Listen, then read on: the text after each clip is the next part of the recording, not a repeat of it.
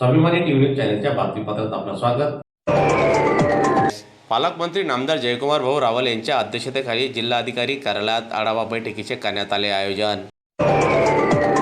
धुळे जिल्ह्याच्या विविध विकास कामाचा तसेच शासकीय योजनांच्या अंमलबजावणीचा आढावा घेण्यासाठी पालकमंत्री नामदार जयकुमार भाऊ रावल यांच्या अध्यक्षतेखाली आज जिल्हाधिकारी कार्यालयात महत्त्वपूर्ण आढावा बैठकीचे आयोजन करण्यात आले।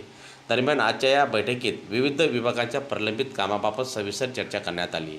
नागरिकांना शासकीय योजनांचा लाभ वेळेत मिळावा, विकास कामांमध्ये कोणतीही दिरंगाई होऊ नये, तसेच प्रशासनाने समन्वयाने काम करावे अशा सूचना जिल्ह्याचे पालकमंत्री नामदार जयकुमार भाऊ रावल यांनी संबंधित अधिकाऱ्यांना दिल्या। यावेळी पाणीपुरवठा, आरोग्य, शिक्षण, रस्ते, कृषी तसेच शहर व ग्रामीण भागातील विकास कामांचा आढावा घेण्यात आला। तसेच उन्हाळ्याच्या पार्श्वभूमीवर नागरिकांना आवश्यक सुविधा उपलब्ध करून देण्याबाबतही चर्चा करण्यात आली। दरम्यान बैठकीस जिल्हाधिकारी, जिल्हा परिषदेचे मुख्य कार्यकारी अधिकारी, विविध विभागाचे प्रमुख अधिकारी तसेच लोकप्रतिनिधी मोठ्या संख्येने आजच्या या आढावा बैठकीसाठी उपस्थित होते।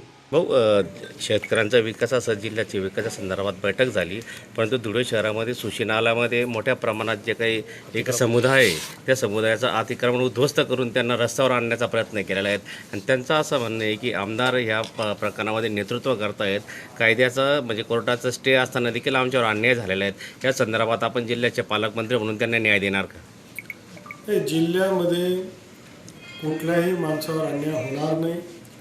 तो सगळा आपल्या देशाचा नागरिक आहे, आपल्या जवळचा आहे, प्रेमाचा आहे, हक्काचा आहे आणि प्रत्येकाला अन्न, निवारा, वस्त्र देण्याचं काम हे सरकार म्हणून सातत्याने या महायुतीच्या सरकारने आपण केलेलंच आहे। आणि मग अतिक्रमण असेल आणि नाल्याला अडचण येत असेल तर ते जरूर अतिक्रमण काढलं पाहिजे, परंतु एखाद्या गरिबाला उद्ध्वस्त करता कामा नये, त्यांना पर्याय व्यवस्था देखील दिली गेली पाहिजे, हे देखील याची खबरदारी घेण्यात येईल।